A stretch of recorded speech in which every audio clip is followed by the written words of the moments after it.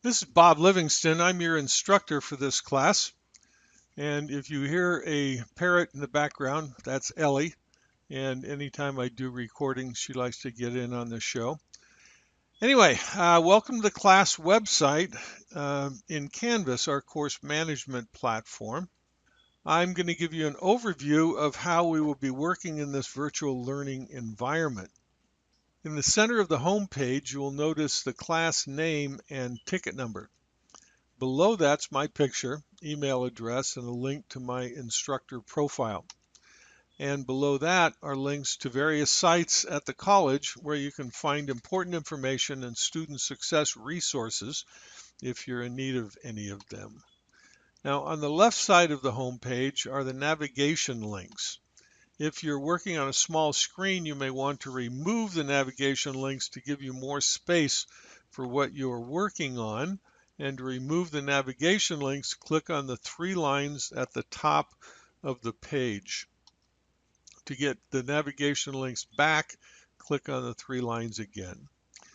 Now, in the center, the top center of the home page are the last three most recent announcements that I've made.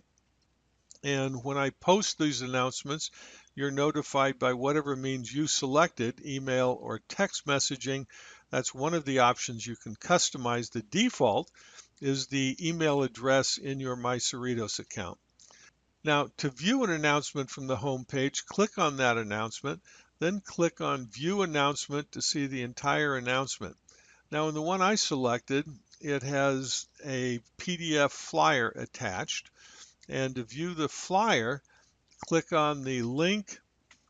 Then the program asks where you want to save the PDF file. Now, I always save everything to the desktop. That way I can find it. So click on Desktop and then click on Save. Now, if you click on Announcements from the navigation links on the left, you'll see all of the announcements that are made for the entire class. I don't erase any of them or I don't delete any of them, but only the last three are listed on the home page. Now, no matter where you are in the class website, to get back to the home page, just click on Home. Now, the syllabus is next, and that's where you find the majority of the information for the class. When you open the syllabus, you find my contact information again, the course description, student learning outcomes, and information about the text material, which is in modules. Now, below the text information, you find the class schedule.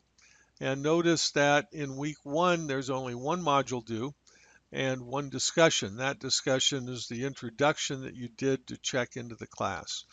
After week one, there are two modules due each week through week 8. Below the class schedule, there's a breakdown of the percentages needed to earn the letter grades in the class. And for example, to earn a B, you need between 80 and 89%. Something that I do a little different than many instructors is a B ends at 89% and 89.1 rounds to an A. That usually makes a difference for 2 or 3 students in each class, and I've never had a complaint from them. Now, below the percentage breakdown is the orientation overview, and this covers the general information about the class. I suggest you read it because there are some important tips to be found there. Now, below that is the course summary. The course summary is organized by due dates, and it shows all of the work that is due on each date. You can use the course summary if you like, or you can work from modules. It's your choice. I recommend working from modules. Now let's take a look at modules.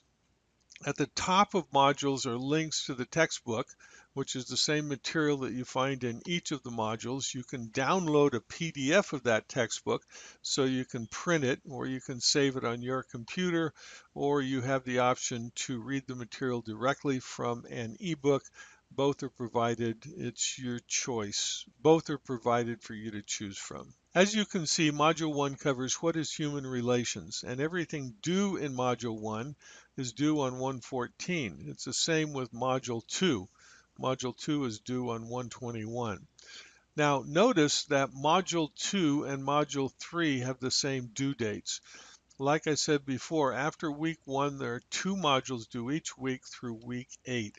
You can open or close each module by clicking on the arrow on the left of the module title. I suggest closing the modules after you've completed the work and leaving modules open that are still to be completed. That helps you organize this page. Now, let's take a look at Gradebook for this class. This is an important one. When you click on Grades, you find the item to be graded listed on the left. Next comes the due date, then the score you earned for that item, and the total points that were available. Down at the bottom, you find a total, but caution about that. This is not your class grade. It's only for the work that you've completed. If you are up to date with all of your work, then it is accurate. The total points that you've earned are on the left, and then on the right are the total points available. To find the percentage, divide the number on the left by the number on the right, multiply by 100, and that gives you the percentage. Now, this is what I see when I open grades for your class. The student and student IDs are listed on the left, followed by each of the items that make up your course grade. As you can see, some of these are highlighted in pink. If they're highlighted in pink, that means they were turned in late. And where you see the two little boxes, that's work that you've turned in, but I've not graded yet. And the little dash indicates that the work has not yet been turned in.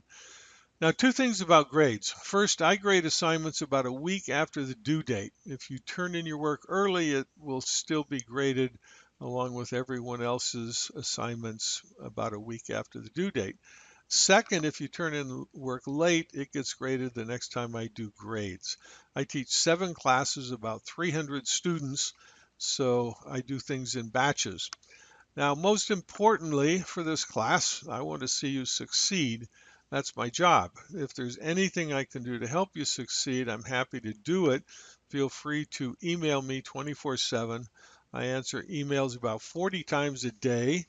And if I have to do some research to answer your email, it may take a bit longer, but I will respond by email. Don't call my office. I don't spend any time in the office, and other people share my phone in the office, so don't leave a message. Matter of fact, if you call my office, it'll tell you to send me an email. So that's a way to get a hold of me, send me by email.